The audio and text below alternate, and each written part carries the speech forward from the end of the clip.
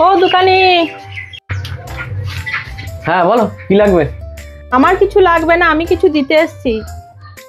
দিতে এসছো মানে? এই চকলেটের জার কত করে কেন? এই চকলেটের জারগুলো আমি 100 টাকা করে কিনি।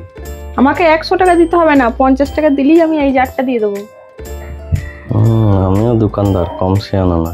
50 টাকা মালটা পেলে 100 টাকা করে মার্কেটে দাম লাগে। 50 টাকা আমার ফায়দা হয়ে যাবে, আর বিক্রি করে লাভ থাকে। না 50 টাকা না, আমাকে দিয়ে দাও জারটা। ঠিক আছে। আচ্ছা ঠিক আছে, শোনো শোনো একটু শোনো এদিকে। হ্যাঁ বলো, কি বলছো?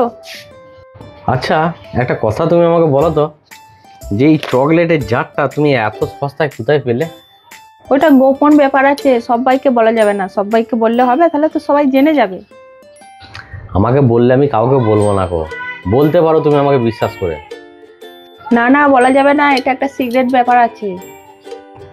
এই দেখো, ভগবানের দিব্যি খেয়ে বলছি, আমি কাউকে বলবো না, তুমি আমাকে বিশ্বাস করে বলো না। দেখো, তোমাকে বিশ্বাস করে বলছি, কাউকে বলবে না। আরে হ্যাঁ হ্যাঁ, আমি বলবো না বলছি তো, তোমার কথা দিলাম তো, বলবো না। বেশ, দাঁড়াও। তোমার দোকান থেকে নিলাম, দিয়ে তোমাকেই 50 টাকা দিয়ে বিক্রি করে দিলাম। ও